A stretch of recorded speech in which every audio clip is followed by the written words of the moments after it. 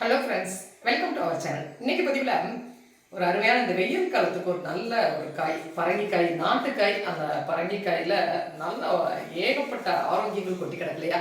அந்த பரங்கிக்காயில் செட்டிநாடு ஸ்டைலில் ஒரு சூப்பரான ஒரு டிஷ் எப்படி செய்கிறது, ஒரு கறி எப்படி செய்கிறது அப்படின்னு இன்னைக்கு பதிவில் பார்க்கலாம் வாங்க. இந்த மாதிரி ஒரு பரங்கிக்காய் நான் எடுத்துருக்கிறேன். இதை நம்ம கட் பண்ணிக்கலாம்.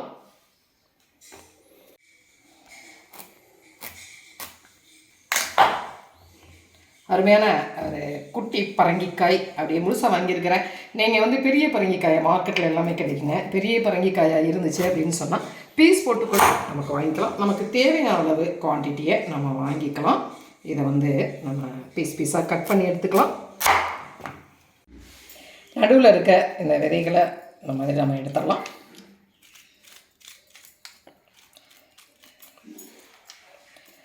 இந்த தோலையும் நாம் ரிமூவ் பண்ணிடலாம். பாருங்கள்,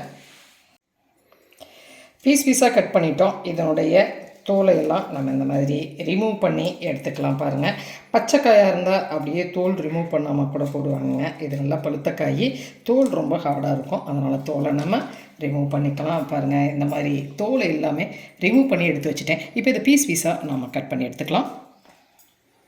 தோலெல்லாம் ரிமூவ் பண்ணியாச்சு. இப்போ இதை நம்ம பீஸாக கட் பண்ணி எடுத்துக்கலாம். ரொம்ப பொடியாகலாம் கட் பண்ண வேண்டியது இல்லைங்க. இந்த மாதிரி கொஞ்சம் பெரிய பெரிய பீஸாகவே கட் பண்ணி எடுத்துக்கலாம். பரங்கிக்காய் இந்த மாதிரி பீஸாக கட் பண்ணியாச்சு. இப்போ தாளிச்சிடலாம். அடுப்பில் பேன் வச்சுருக்கிறேன். இதில் ஒரு 2 டேபிள் ஸ்பூன் அளவுக்கு நான் எண்ணெய் சேர்த்துக்கிறேன். எண்ணெய் காயட்டும். எண்ணெய் காஞ்சிருச்சு. 1/2 டீஸ்பூன் கடுகு சேர்த்துக்கிறேன். இதில் 1/2 டீஸ்பூன் வெந்தயம் சேர்த்துக்கிறேன். ஒரு நல்லாவே டேஸ்ட்டாக இருக்குங்க. கடுகு பொரிஞ்சிருச்சு. ஒரு 2 நிமிஷம். ஒரு மீடியம் சைஸ் பெரிய வெங்காயம், நீளமாக கட் பண்ணி வச்சுருக்கிறேன். அந்த பெரிய வெங்காயத்தை இதில் சேர்த்துக்கலாம். பூண்டு ஒரு 4 பூண்டு சொல்ல 2 கட் பண்ணி வச்சுருக்கிறேன். அதையும் சேர்த்துக்கலாம். சேர்த்துட்டு வெங்காயத்தை நல்லா வதக்கலாம். வெங்காயம் நல்லா வதங்கிடுச்சு. இதில் நான் பெரிய சைஸில் ஒரு தக்காளி பழம் பொடியை கட் பண்ணி வச்சுருக்கேன். அந்த தக்காளி பழத்தை சேர்த்துக்கலாம். ஒரு 2 பச்சை மிளகா 2 கீறி வச்சுருக்கிறேன். அதையும் சேர்த்துக்கலாம். சேர்த்துட்டு தக்காளி நல்லா வதங்கிக்கலாம். தக்காளி வதங்குறதுக்காக ஒரு 2 கல் உப்பு சேர்த்துக்கிறேன். உப்பு சேர்த்துட்டு கிளறி விட்டுட்டு இதை மூடி போட்டோம்னா தக்காளி ஒரு 2 நிமிஷத்தில் நல்லா வதங்கிடும். ஒரு 2 மினிட்ஸ் வெங்காயம் தக்காளி நல்லா வதங்கி ரெடி ஆகிடுச்சு. இதில் 1 டீஸ்பூன் அளவுக்கு நான் மிளகாத்தூள் சேர்த்துக்கிறேன். ஒரு 1/2 டீஸ்பூன் அளவுக்கு மல்லித்தூள் சேர்த்துக்கிறேன். 1/2 டீஸ்பூன் அளவுக்கு மஞ்சள் தூள்.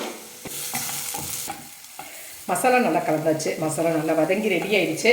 இதில் நம்ம கட் பண்ணி வச்சுருக்கிற பரங்கிக்காயை சேர்த்துக்கலாம். சேர்த்துட்டு ஒரு கிளறிக்கலாம். பரங்கிக்காய் நல்லா கலந்து விட்டுட்டோம். மசாலாவோட ரெடி ஆகிடுச்சு. இப்போ இதில் ஒரு நெல்லிக்காய் அளவுக்கு புளி எடுத்து நான் கரைச்சி வடிகட்டி வச்சுருக்கிறேன். அந்த புளித்தண்ணியை நம்ம இதோட சேர்த்துக்கலாம். புளித்தண்ணி சேர்த்தாலுமே பரங்கிக்காய் ரொம்ப பிக்காவே நல்லாவே வெந்துருங்க. அது இந்த மாதிரி புளி சேர்க்கும் போது தான் அந்த புளி காரம் எல்லாமே சேர்ந்து ஒரு ஒரு அருமையான டேஸ்ட்டில் கிடைக்கும்.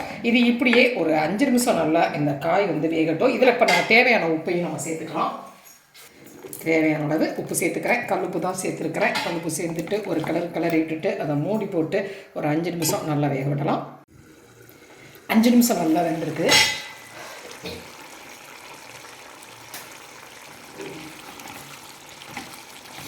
பாருங்கள், பரங்கிக்காய் நல்லா வெந்து ரெடி ஆகிடுச்சு.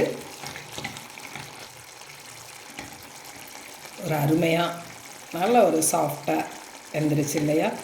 இந்த அளவுக்கு பரங்கிக்காய் சூப்பராக இருந்திருக்குது இல்லை? இந்த ஸ்டேஜில் ஃபைனலாக நான் கொஞ்சமாக ஒரு டேபிள் ஸ்பூன் அளவுக்கு வெல்லம் சேர்த்துக்கிறேன். சேர்த்துட்டு கலந்துக்கலாம். வெல்லம் சேர்க்கும்போது ஒரு நல்ல டேஸ்ட்டு கொடுக்குங்க. நம்ம அந்த மாதிரி செட்டிநாடு பக்கத்தில் மாங்காய் பச்சடி செய்வாங்க.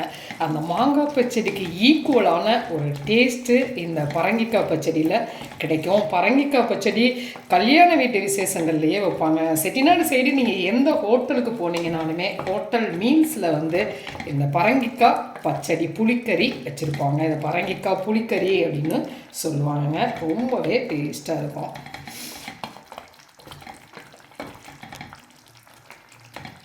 இதை அப்படியே ஒரு நிமிஷம் கொதிக்கட்டும். ஒரு 2 நிமிஷம் கொதித்து ரெடி ஆகிடுச்சு. இந்த மாதிரி ஒரு தளன்னு இருக்கும்போது தான் நம்ம எதோட வேணாலும் இதை சாப்பிட்லாங்க. சாம்பார் சாதத்தோட ரைஸ்லையே கலந்து சாப்பிட்லாம். தயிர் சாதத்துக்கு எல்லாத்துக்குமே ஒரு அட்டகாசமான காம்பினேஷனாக இருக்குங்க. இந்த ஸ்டேஜில் நம்ம அடுப்பு ஆஃப் பண்ணிடலாம். அருமையான பரங்கிக்காய் பச்சடி ஒரு வெயில் காலத்துக்கு ஒரு அருமையான காய்ங்க. இந்த காயில் இருக்கக்கூடிய மருத்துவ குணங்கள் ஏகப்பட்ட மருத்துவ குணங்கள் இருக்குது. உடம்பு சூட்டை குறைக்கிறதுக்கு பரங்கிக்காய் ஒரு அற்புதமான மருந்து. கிட்னி ஸ்டோனு பிரச்சனை இருந்தாலுமே பரங்கிக்காய் சாப்பிடும்போது ஒரு நல்ல எஃபெக்ட் கிடைக்கும். உடம்பு சூட்டையும் குறைக்கும்.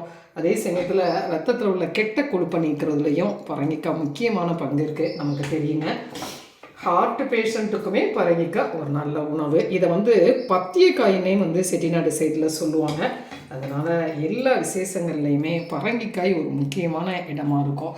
இது எல்லாத்தையுமே ஒயிட் ரைஸோடையும் நீங்கள் கலந்து சாப்பிட்லாம், தயிர் சாதத்தோடையும் சாப்பிட்லாம், சாம்பார் சாதத்தோட ஒரு சைடிஷாக வச்சும் சாப்பிட்லாம்.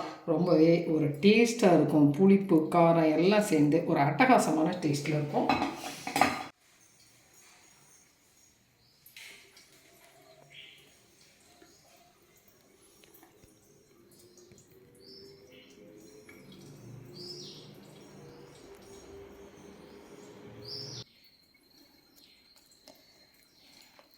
இந்த மாதிரி சாதத்தோடு சேர்த்து சாப்பிடும் பொழுது பாருங்கள், ஒரு நான்வெஜ்ஜு குழம்புலாம் அப்படியே தோற்று போயிருங்க. அந்த அளவுக்கு ஒரு அருமையான ஒரு டேஸ்ட்டோடு இருக்கும். காலத்துக்கு ஏற்ற அருமையான ஒரு பரங்கிக்காய் புளிக்கறி ரெடி ஆகிடுச்சு. மாங்காய் பச்சடி மாதிரியே. மாங்காய் பச்சடி கூட வெயில் காலத்துக்கு பாடி ஹீட்டை அதிகப்படுத்துங்க. இது பாடி ஹீட்டை ரெடியூஸ் பண்ணக்கூடிய ஒரு அருமையான உணவுப் பொருள். எல்லாத்துக்குமே ரொம்ப ஏற்றது. செஞ்சு பார்த்துட்டு உங்களுடைய கமெண்ட்டை சொல்லுங்கள். இந்த பதிவு உங்களுக்கு பிடிச்சிருந்துச்சுன்னா சப்ஸ்கிரைப் பண்ண மறக்காதீங்க. லைக் பண்ணுங்கள், கமெண்ட் பண்ணுங்கள், ஷேர் பண்ணுங்கள். மற்றும் ஒரு பதிவு மறுபடியும் சந்திக்கிறேன். நன்றி.